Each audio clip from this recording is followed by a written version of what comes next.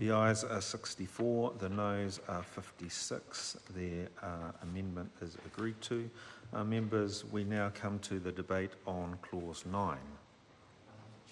Dr. Shane Reti.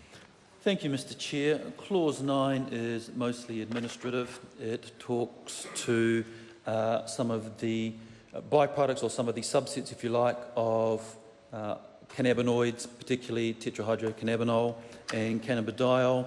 As we'd already expressed previously, and as I believe, cannabidiol is a product that, as a national government, we had increased access to.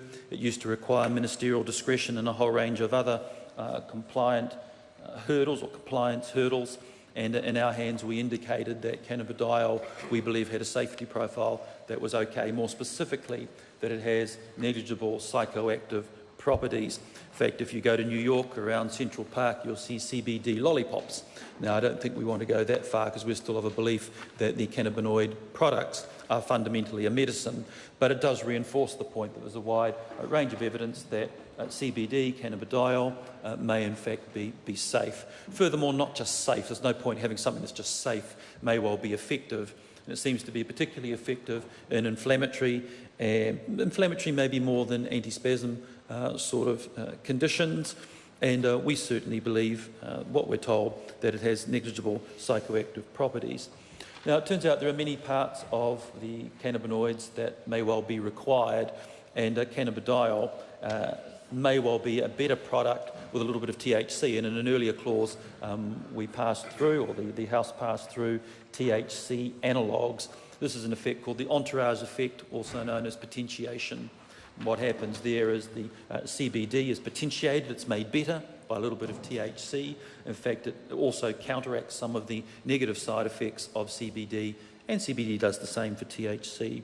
So what we're seeing here in this clause is we're seeing CBD being asserted around the tetrahydrocannabinols. We can see other variations, isomers, stereotactile changes, if you like, in a chemical being considered consistent with the initial base of that chemical. That's what an isomer is. And what we're saying here in one of the schedules, that we're basically saying that isomers of tetrahydrocannabinol that are non-psychoactive or otherwise very, very similar to the core base, that we're going to group them all together. So administrative, sort of a lot of chemical mumbo-jumbo in here, but I think it does tighten up parts of this. It doesn't talk to some of the other cannabinoids that may have a role in the benefits that we're looking for in a medicinal cannabis scheme. The terpenes, for example, it seems to be that there may be an entourage effect with the terpenes besides CBD and THC. Not clear to me that that's covered in this sort of description, but it may need someone more chemically analytical than I am to say, and legislatively, to say yes, that's included. I'm just highlighting that what we know now about CBD and THC probably includes some of the other cannabinoid products like the terpenes. There are also other parts of the whole plant that we heard in select committee that may well have some benefits. Again, I'm a man of science, so I need to see the sort of evidence around that. They're not described here because they're not well described out in the environment either, so that may be something that needs to follow. Also, I guess this whole question here, this whole clause, raises the question as to whether there'll be some scientific background or some scientific contribution, maybe even a chemical analyst or engineer on the Medicinal Cannabis Advisory Committee that the Minister has spoken about. It would seem that we want to bring the best of science and the best practice to this task, and as we're seeing here, it can be quite complex.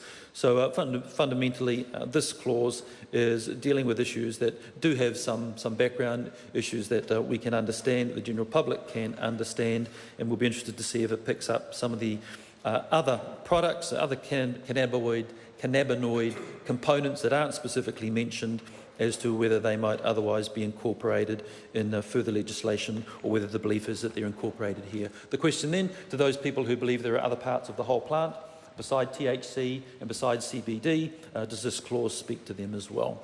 Thank you.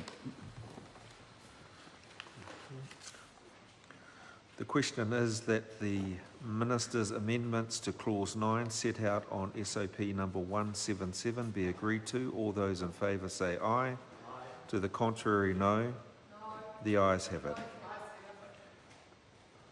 Call for the question is that Clause 9 as amended stand part. All those in favour say aye. Aye. To the contrary, no. No.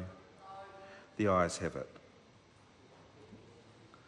Dr. Shane Reti's amendment to SOP number 177 to insert new clause 9A is out of order as being inconsistent with a previous decision of the committee. Members, we now come to the debate on clause 10.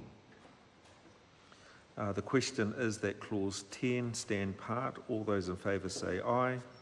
To the contrary, no. The ayes have it.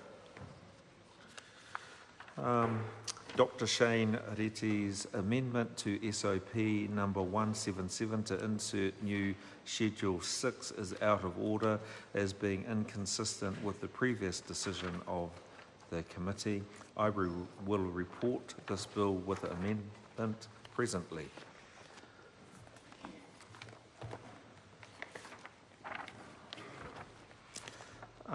Members, we now come to the Reserve Bank of New Zealand Monetary Policy Amendment Bill.